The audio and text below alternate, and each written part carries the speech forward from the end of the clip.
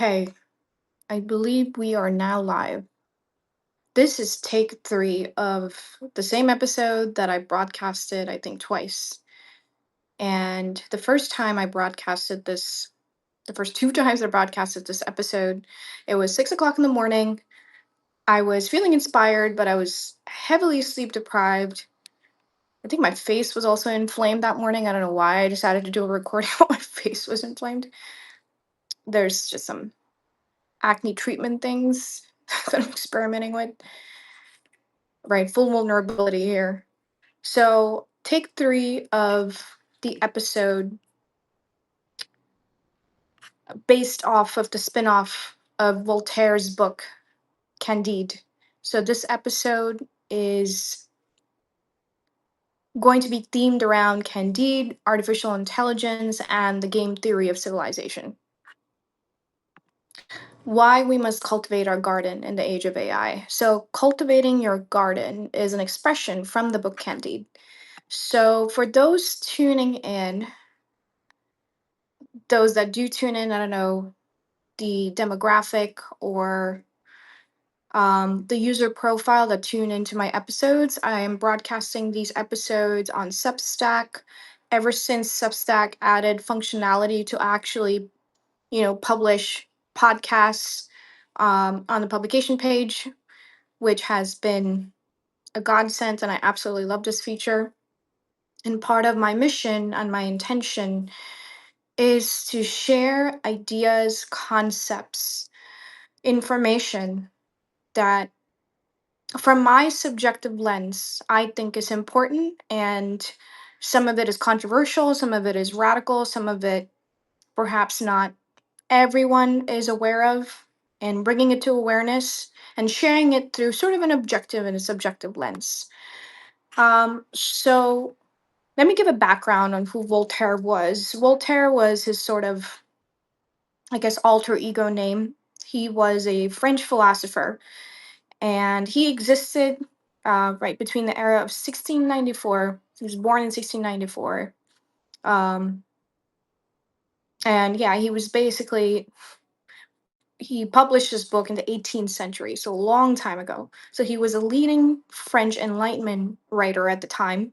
He was actually condemned by the French government because he challenged a lot of the systems at the time within France. He was a writer, he was a historian and philosopher known for his wit, defense of civil liberties, including freedom of religion and speech, and criticism of tyranny.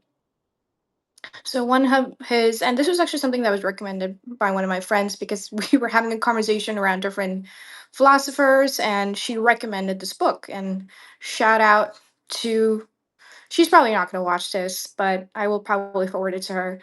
His 1759 satirical novel, Candide, is his most famous work, critiquing blind optimism and religious fanaticism. So, Candide, just the background, and I'm going to cross pollinate this to have this be relevant to the current times.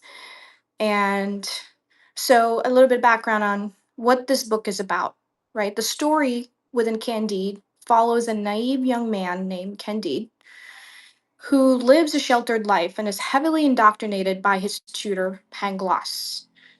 Pangloss teaches that they live in the best of all possible worlds, a philosophy of extreme optimism. Candide is soon expelled from his home and embarks on a worldwide journey. So this is sort of right a spin-off of Hero's Journey. For those tuning in and watching, if you know what the hero's journey is, right? This is a form of hero's journey, archetype of the hero's journey. Candide is soon expelled. Throughout his travels, he experiences and witnesses horrific tragedies, including war, natural disasters, disease, and betrayal. Despite the relentless suffering he encounters, Candide initially struggles to hold on to his tutor's optimistic worldview. Ultimately, completely disillusioned by the cruelty and absurdity of the world, Candide and his companions abandon theoretical philosophy and retire to a small form, concluding that the secret to a meaningful life is to cultivate one's own garden. reality test all the theories that we have been indoctrinated with, right? Tested against reality, focusing on practical hard work rather than worrying about cosmic mysteries. Now, arguably, right, Voltaire is this, I think he's more of a pragmaticist than a rationalist, especially from this book. But I have my own, perspectives on mysticism and things like that. I would say I'm more of a pragmatist than a rationalist. I feel like rationalism is a little bit too polarized for me. I like to be a little bit flexible with new ideas and perspectives and keeping an open mind to things. Now, jumping in. Today, I want to take you on a journey that begins, right, about this novel. At first glance, Candide seems like an odd choice for discussing AI, but it's very much relevant.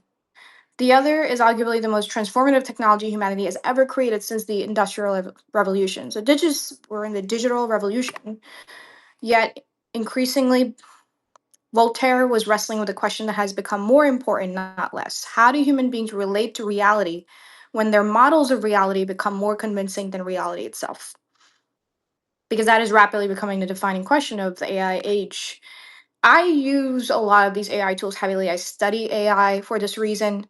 It is so important for all of us to be aware of this technology and how it works, how it operates. I don't write a lot around AI. More of my stances are around more from a philosophical angle, but perhaps I will, right, get deeper into AI technology in my own way. I don't want my episodes to be kind of this technical breakdowns of how AI technology operates, but rather I want to sort of have, right, my messaging, because this is my personal passion project when I do these podcasts, and I want it to be relevant to the humanities, which I did not get to explore much in university. Right, I'm a STEM from a STEM background, and it was only I've always been exposed to the humanities in some way or another. I've always read novels, um, write nonfiction books around this, but I really, really enjoy diving into these episodes from a more philosophical angle. But I would like to cross pollinate that with the technocratic world that we live in. All right, the map and the territory. So there's going to be different sections to the episodes that I go through. And so let's dissect this, right? The relatability, correlation between Candide's message, how it relates to today's technocratic society and AI. Candide begins, yeah, with a young man, like I said, who believes he understands the world, not because he has experienced the world yet. He's inherited a model. So this is very much relevant to all of us when we start off on our journey, go through institutional learning. We have a certain model of the world. And one of his prominent teachers tells him everything is for the best in the best of all possible worlds. A very optimistic mental model, right, that is injected into this young boy's mind. It is a complete explanatory system. So he is perceiving the world through this specific, like it's almost close to a religious belief. Um, so now consider modern civilization. Some people believe technology inevitably creates progress. To do a deep dive. So let's go into today's civilization. So, what is civilization? We're talking about planetary level. Sorry, I thought somebody was opening the door. Hopefully, nobody is home. That would be disruptive. Civilization as a prediction machine. We're talking about humanity. We're talking about the human species, and we're talking about all the progress we've made so far and the level of awareness we exist in, right, in this era. And you can question a lot of the historical records of how much we truly have captured about the life that has existed on this planet. We make a lot of predictions. It's hard to really predict a lot of the past. I mean, we do our best to document as much as we can, but a lot of it is sort of lost in translation as well. um, so focusing on today, let's introduce AI. At its core, artificial intelligence is a prediction machine. Large language models do not understand reality in the way humans imagine. Civilization itself functions similarly, right? Civilization itself. creates models, religions create model, economic system creates model, political ideologies create model. We view the world through these models that become our identities. We're all susceptible to it. I'm susceptible susceptible to it. Cultures create models. These models help coordinate millions of people. If you think about religion as a model, literally there are all these religions in the world. These are identities of thousands and thousands of people that function like a hive mind through a culture cluster. And I am part of it in some way as well. I'm part of a specific culture, a specific model that I'm operating off of where I can connect with people. You can diversify your model so you can connect with multiple people, multiple tribes. And right, that's the aim. That's optimal in the complex globalized world that we live in. But every model eventually encounters reality. Reality is the ultimate stress test. Now we're talking about certain theories about the world, certain assumptions or biases that we may have. So this is where Candide becomes deeply relevant. Throughout the model, reality repeatedly humiliates theory, and we all should ultimately move through life like a scientist and test all the theories that we've been taught. The world refuses to conform to certain theories, in this instance, Pangloss's predictions. Pangloss, again, being Candide's teacher. But yet, Pangloss continues to defend the model in the book. Why? Because abandoning the model would require abandoning his identity. And yes, that's the thing. It's actually really hard to abandon an identity. It's very disorienting when one tries to do that. I've done that multiple times, and it is actually very hard. It you go through a period of depression when you do that because it's ultimately sort of letting go that very core aspect that is tied to your ego that is helping you navigate this world. When you tear that away, there's this temporary void, and then you have to kind of do re-engineer, right? Something different. And that actually that's painful. It's not easy to do, but it is must be done for change, for embracing change. It's the only way. Imagine two players. Now, the game theory. I love talking about game theory and dabbling in game theory. So, the game theory of belief. Let's examine this through the lens of game theory. Imagine two players. And I already published this on my Instagram where I talk about this. And I think it got a lot of views. It's something that truly resonated with a lot of people. So, imagine two players. Player one seeks truth, player two seeks social belonging. Most people assume these are the same thing, often they're not. So we're talking about kind of two streams of objectives, two streams of perhaps the neurodiversity of humans that exist. In many situations, being correct is less rewarded than being accepted. Throughout history, tribes survived through cohesion, the hive mind phenomena. Groups that coordinated effectively outcompeted groups that did not. So as a result, evolution may have optimized humans not merely for truth, but for coordination. This changes everything because now beliefs serve two functions. Function one, understanding reality. Function two, signaling group membership. The second function is frequently underestimated. Many beliefs survive not because they're true, but because they facilitate cooperation. And sometimes I, I'm all for cooperation. I'm all for a balance of cooperation and disruption. Healthy disruption, not kind of the disruption where it's just kind of introducing, just this destructive chaos. It doesn't have to be that way. It can be an intentional disruption that introduces a healthy form of destructuring. They reduce uncertainty, cooperation, right? Many beliefs survive not because they're true, but because they facilitate cooperation. They reduce uncertainty. They establish trust. They signal loyalty. So, in game theory terms, beliefs often operate as a coordination equilibria. I really, really love the structuring of that sentence. Coordination equilibria. The content matters less than the coordination benefit. This explains why obviously flawed ideas can persist for centuries, and it explains why AI creates such disruption. AI dramatically lowers the cost of generating narratives. The number of possible belief systems explodes, the game board becomes unstable. Not necessarily. I think that we have already tried to exist in a world with.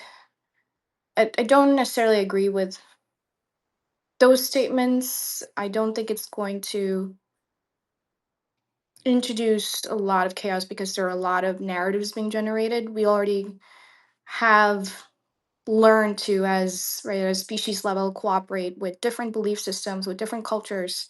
So if AI is going to introduce novel narratives, novel ways of thinking, we will adapt. I think that maybe there will be a little bit of chaos, but it is the pattern of, as each generation emerges, as society changes, technology evolves, societal structures evolve. I hope they evolve. We can't just stay with outdated narratives. So ultimately, they're going to evolve. They need to evolve. And with that, the newer generation is going to look different. They're going to have different beliefs. They may operate differently. They may still inherit some traditions that I think keeps things stable, but there's going to be new emergent ideas, new emergent culture.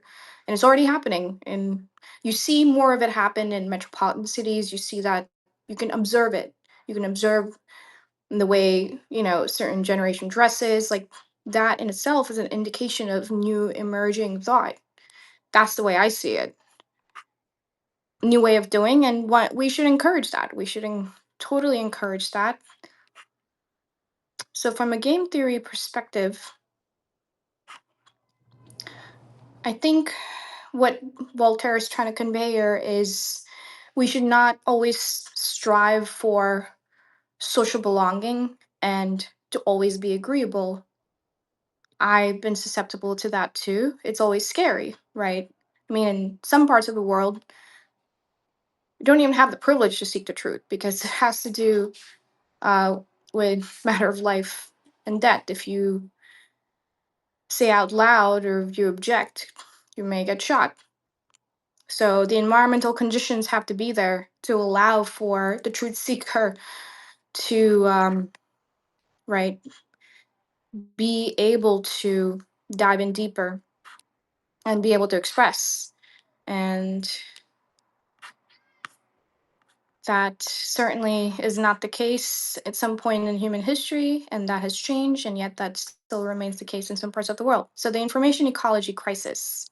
For most of human history, information was scarce. Right. So, today, the information is effectively infinite. Not quite. We have a lot of information that actually we haven't, there's this concept in data science called dark data, which I learned about recently. I didn't even know they called it dark data. It was through a course from IBM, and it's talking about how technically there's a lot of data that we've collected from a digital sense, right? That's in all these databases, servers. The truth is, for those that have worked in the realm of data science, the realm of tech, it takes a lot of effort to actually structure this data, make use of it, make sense of it. So yes, in that regard, there's a lot of data that we have not metabolized, and that's why AI has become so significant. It's allowing us to recognize patterns and metabolize this rich data that we haven't found a way to make sense of and to structure in useful ways. So the bottleneck is no longer access, the bottleneck is discernment. We are becoming surrounded by synthetic realities. AI can generate articles, images, entire ideological ecosystems. Actually, I think that's kind of cool that it can, but absolutely we have to look at that information with discernment. I think this is all right. It's experimentation. That's how I see it. If it's spewing a bunch of data, if it's has all these ideological ecosystems, we can still look at it and we can say this rejects something that doesn't work. um, but I cannot speak for everybody that would use that discernment. The civilization increasingly resembles an evolutionary ecosystem of narratives competing for attention. That's always been the case. The winners are not necessarily the most accurate narratives. Yes. Yeah, and this was something that I was reading in this book called The Founders, and they talk about, right, um, the way information gets passed on and what is considered popular is not necessarily what is healthy or what is true. It's just whatever, and politicians win By using this approach, it's whatever connects to the limbic system of the masses, of the emotionality of the masses, and they win by appealing to the emotions of masses that may not be even, yeah, the right choice or the healthy narrative to follow. And yet we do, because we go off based on what appeals to our emotions. And that we can certainly apply that in many different circumstances, especially relationships. The most shareable, the most mimetically fit. This is pure evolutionary game theory. Ideas become organisms, attention becomes energy, humans become hosts, algorithms become selection mechanisms. The implications are profound. I think some of us already know this with social media and what is presented to us. Algorithms are these creatures, almost think of them as creatures, but I mean, they're just, learning our own patterns, and they're doing what they're designed to do. And they're basically mirroring our minds. They are a mirror of our own behavioral patterns and wants and desires. Yes, I am drinking coffee at 8 o'clock at night. Imagine, okay, now coming back to AI again, imagine an AI trained specifically to reinforce your worldview. Whatever you believe, it validates. Whatever you fear, it amplifies. Whatever tribe you belong to, it strengthens. Sure, it does do that. Such systems would be extremely popular. They would also be dangerous because reality testing would disappear. You know, that is relevant. And yes, the LLMs are designed to respond in a way that is very pleasing, that strokes your ego. But it really depends on the prompt or the dialogue and the linguistic, right, that you're presenting to the LLM, the input that you're providing it. You could provide an input through a Socratic lens where you actually ask it to question you and you ask it to critique you, and it will do that.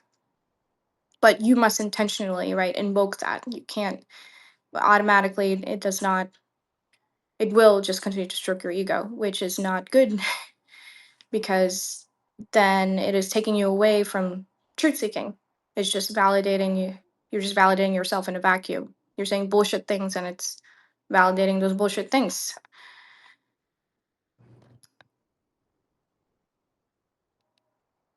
So the danger is not AI becoming smarter than humans. The danger is AI becoming better at protecting humans from reality. Civilization could fragment into millions of self reinforcing realities. I don't know to what extent this is actually happening.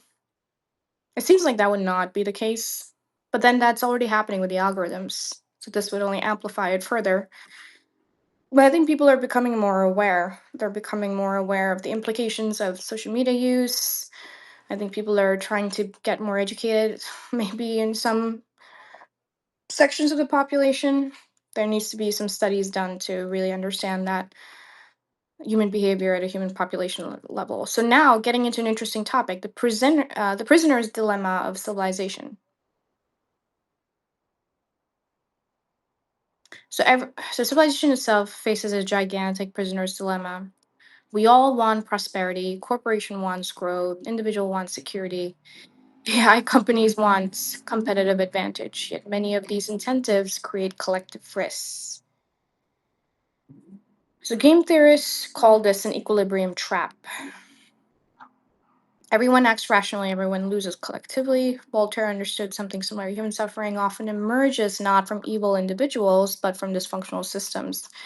Okay, to summarize this section on the prisoner's dilemma of civilization, I think this simple sentence kind of covers and concludes what he was trying to say. And I agree, human suffering often emerges not from evil individuals, but from dysfunctional systems. Well, the evil individuals, whether they're doing it consciously or unconsciously, contribute to the dysfunctional systems.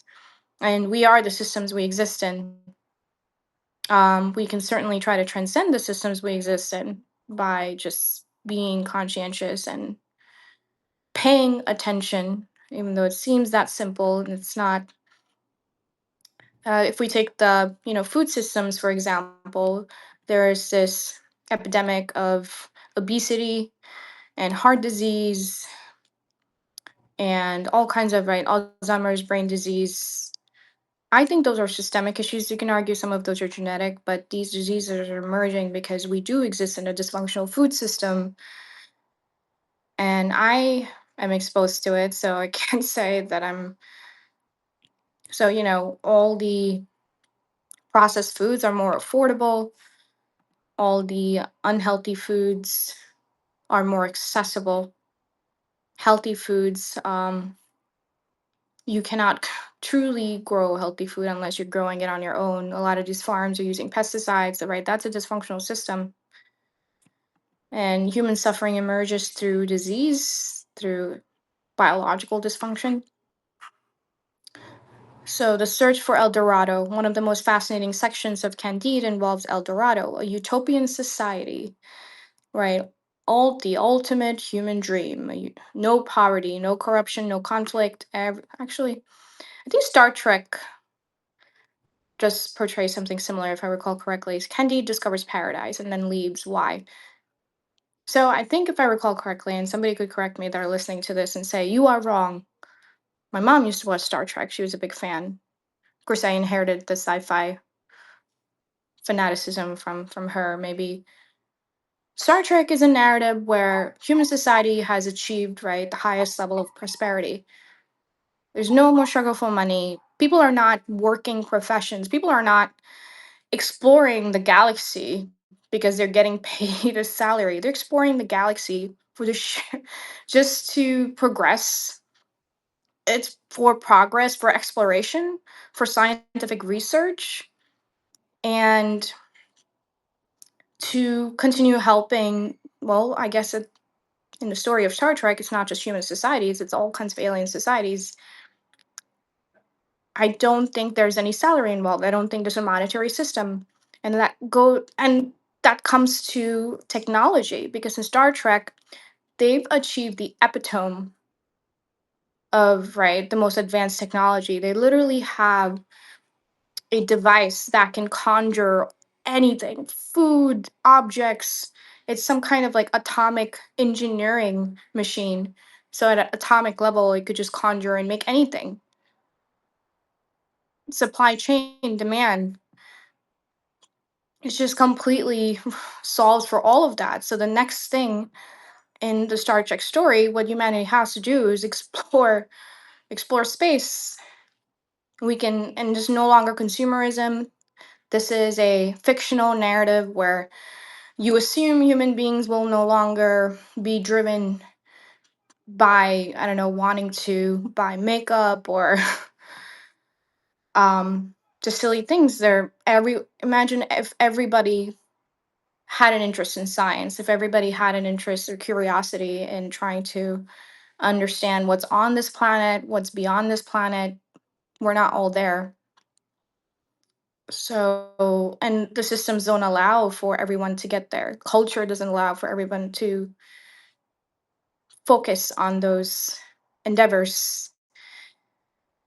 But yes, maybe that's not possible. Maybe what Voltaire is saying is that as human beings, it's in our nature. We cannot achieve a utopian society. It's unrealistic because human beings are not merely optimization engines. We're creatures of desire.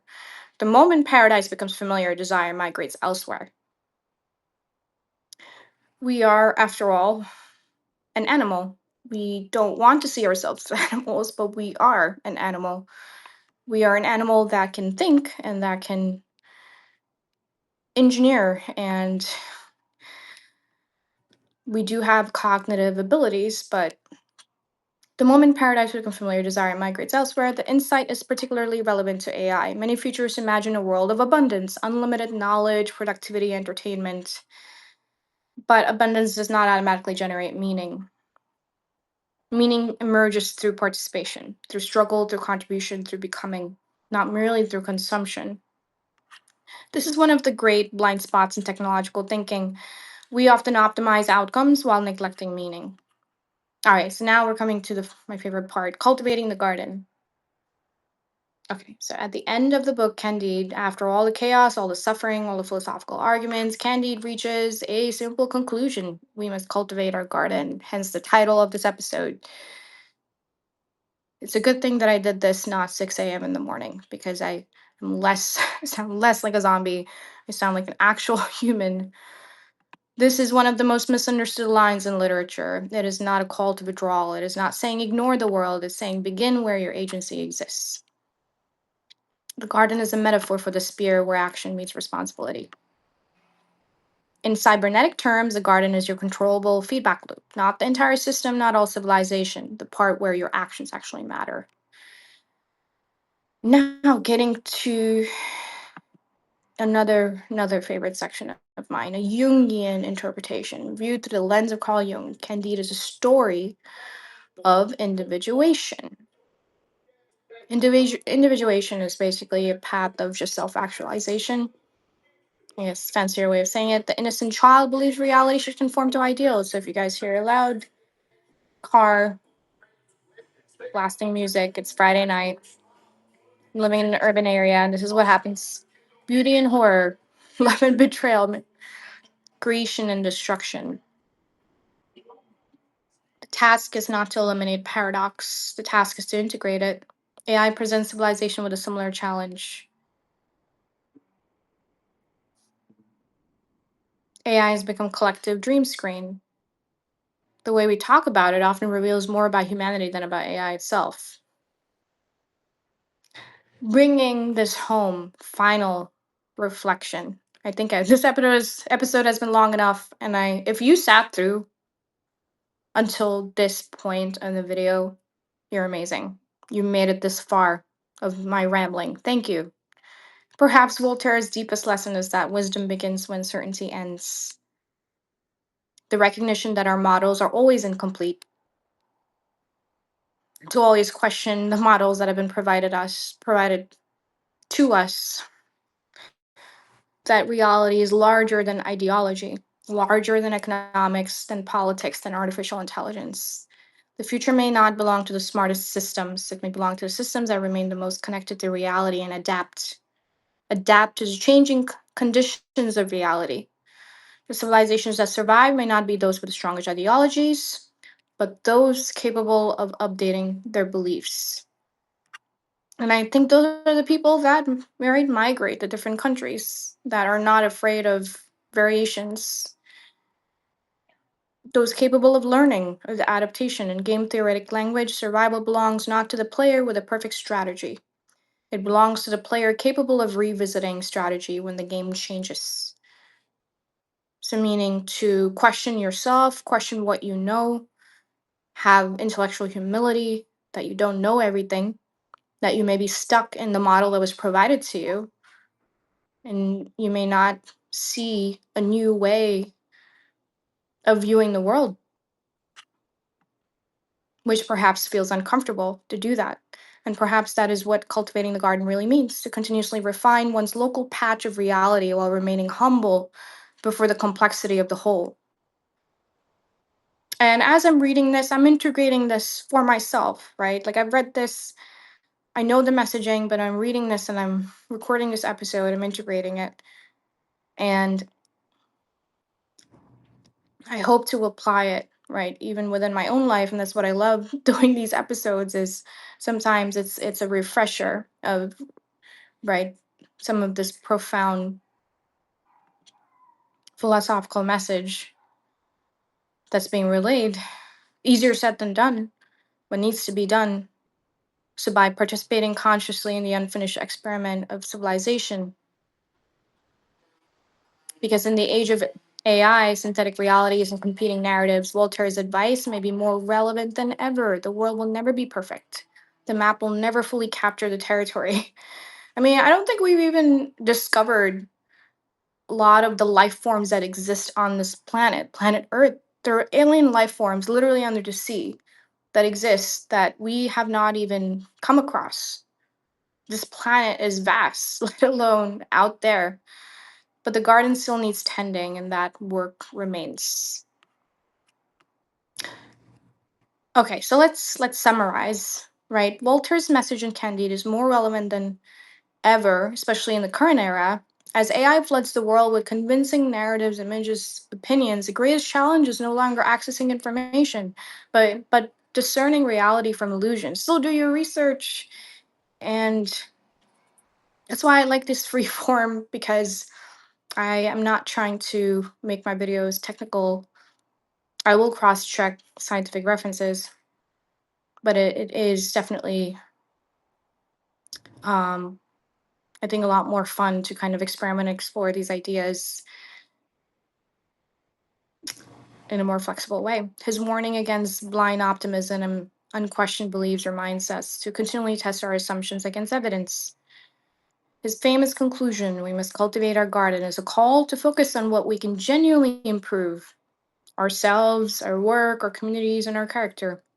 So, from a game theory perspective, the civilizations that flourish won't be those with the most convincing stories, but those that can adapt, cooperate, and stay grounded in reality.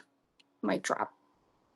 This is all credit to Candide and credit to this tool that I use to help me converge all of these different ideas together, which I really, really enjoy. And this is why I have continued to enjoy a lot of interdisciplinary learning, which I only started doing after I left university. University approach, their curriculums can be very siloed, very kind of one dimensional. And I think it's part of our, it's up to us to be proactive in mixing ideas and see how new ways of thinking and perceiving emerge. And in my last episode, I talked about my coaching as well. Not a lot of people probably get to the end of this. That's okay. Maybe one someday they will. I do have to do a better job of marketing my coaching. Um, I did go through an aggressive, almost 1 year of Jungian coaching training, which I've only got to apply with a few clients and some pro bono coaching until I got pulled into the vortex of 9 to 5 job and all that fun stuff. But I would really like to bring that back and start really applying my learnings because I truly think that it could help a lot of people. But I am going to try to mix Jungian with some Socratic thinking and questioning and listening as well, which is what is recommended by ICF, International Coaching Federation, who are trying to incorporate, I think, novel ways of coaching mental models that are ultimately tied to clinical psychology.